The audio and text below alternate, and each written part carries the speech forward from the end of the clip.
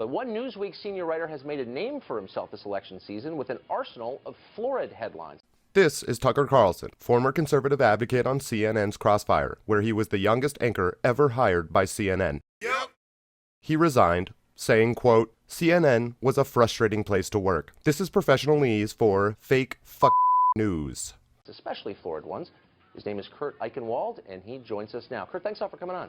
This is Kurt Eichenwald. Aside from being the soon-to-be recipient of a Tucker Carlson-flavored hot slice of humble pie, he is also known for soliciting the services of a 14-year-old boy on website MexicoFriends.com. For real.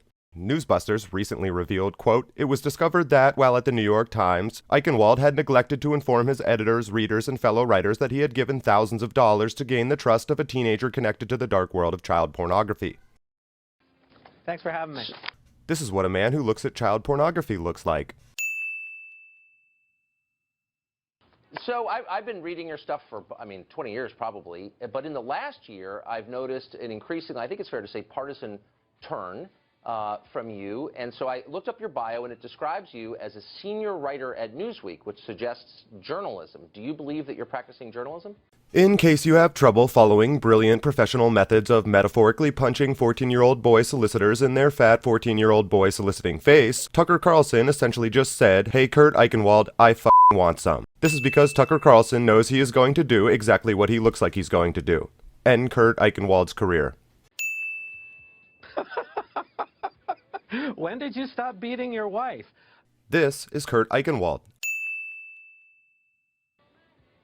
Well, I'll show you what I'm talking about. I read your Twitter feed, and this is the kind of stuff I'm reading on it. At one point, you ask of conservatives, why do they hate America? You describe Trump as, quote, stupid and lazy. You refer to dumbass Trumpers. You say this to Kellyanne Fitzpatrick, F you. You say this to Trump voters, go F yourself. Tucker. I mean, one of the things I want to make sure of. Yep. Yep. Yep. You have a real habit of taking a lot of things out of context. I can read you the tweets. And so if you're going to talk about a tweet, let's talk about a tweet. Read me what it says, and we can talk about it. But let's not just sit here and take a couple of words here and there. Now, if you're talking about the Okay, would you want me to read you some of your tweets? Read me one. Let's talk about the one that bothers you the most. Well, I mean, there are a lot, and it's not that they bother me. But I can't answer a question about a lot of tweets. Give me an answer. Give me a question. Well, you're entirely entitled to your opinion. My only point is that you ought to label yourself as what you are. And so you say things like this. How can Trumpsters defend a president? Let's stop for a second. You won't give me an example. Kurt Eichenwald interrupts Tucker Carlson's example to complain about interruptions and to say you can't give me an example. It's possible Kurt Eichenwald could spin this nth-dimensional kindergarten logic as the fault of a time delay between the studio where Tucker Carlson is busy ending Kurt Eichenwald's career and the pederast den where Kurt Eichenwald's career is currently being ended by Tucker Carlson.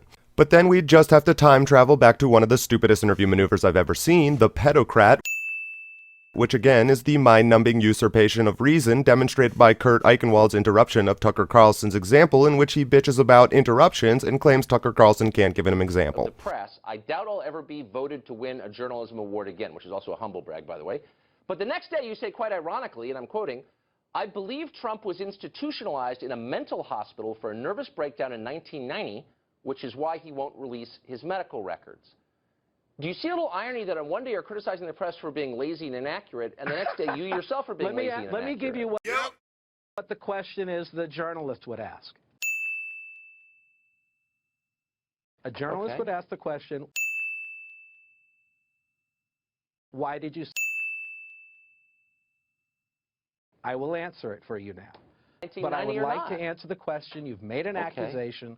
Let me answer. No, I read your tweet. Was he or wasn't he? Can I finish? But I would really like to answer your question. Tucker, would you like me to answer the question or not? Just simply answer the question. You want an answer if you won't let me answer the question. Do you want me to answer the question or not?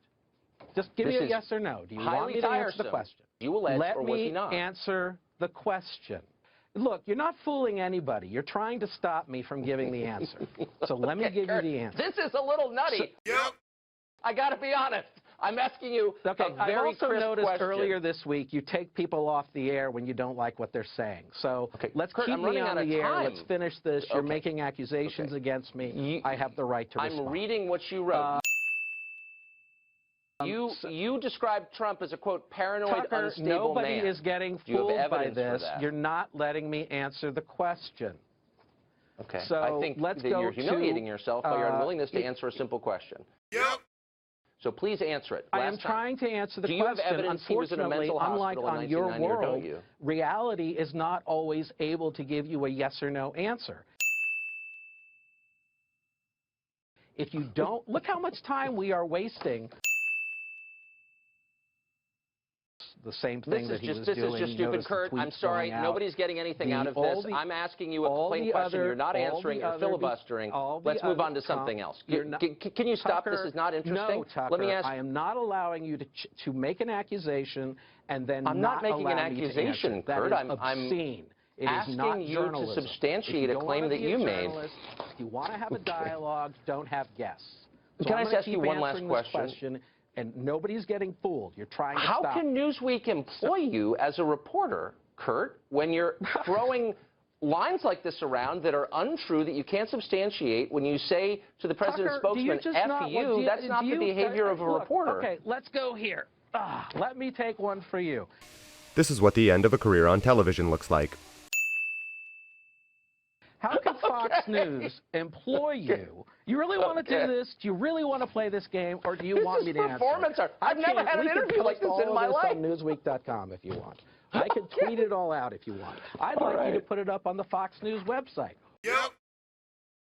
Or you can let me answer your question. I think you may be coming undone, Kurt. How about this? I'm going to give you 30 seconds to answer this question. Do you have evidence that he was institutionalized in a mental hospital in 1990? Still on 30 the table. seconds.